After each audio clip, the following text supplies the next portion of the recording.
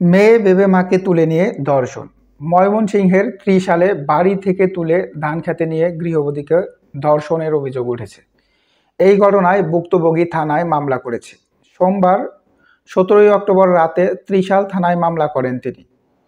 সোমবার এই মামলাটি করা হয়। আসামির নাম আকমল হোসেন, বয়স 38। তিনি উপজেলার স্থানীয় একটি কোম্পানিতে কাজ করেন। ঘটনার পর থেকেই পলাতক আছেন তিনি। মামলার এজাহারে উল্লেখ করা হয়েছে, গত 18 অক্টোবর ভোর 5টার দিকে ভুক্তভোগী গৃহবধূ প্রকৃতির ডাকে সাড়া দিতে বসতঘর থেকে বের হয়ে টয়লেটে যান। টয়লেট থেকে বের হওয়া মাত্রই পিছন থেকে মুখ চেপে কাঁধে তুলে বাড়ি থেকে 100 গজ দূরে একটি ধান খেতে নিয়ে যান আকমল। পরে সেখানেই জোরপূর্বক ধর্ষণ করে। ওই গৃহবধূ চিৎকার শুনে তার স্বামী ও প্রতিবেশীরা এগিয়ে আসলে আকমল পালিয়ে যান। স্থানীয়রা জানান, গৃহবধূর স্বামী দিনমজুর। এই দম্পতির 2 সন্তান। 7ম শ্রেণী পড়ুয়া ওই কিশোরীকে দেখতে মায়ের মতো।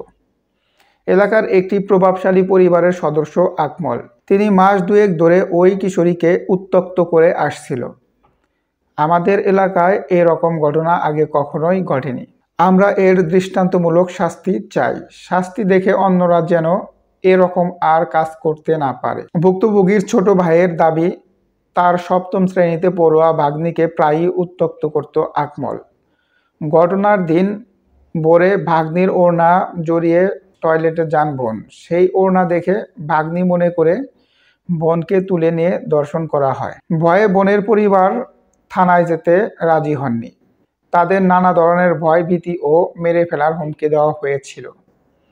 ওই অবস্থায় আমি বোনকে নিয়ে থানায় গিয়ে বিস্তারিত জানালে পুলিশ মামলা নেয়।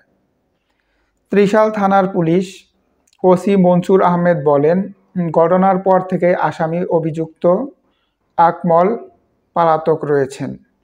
তাকে গ্রেফতারের চেষ্টা চলছে। ভুক্তভোগী নারী ডাক্তারি পরীক্ষা সম্পন্ন হয়েছে। মামলাটি গুরুত্বের সঙ্গে তদন্ত করা হচ্ছে।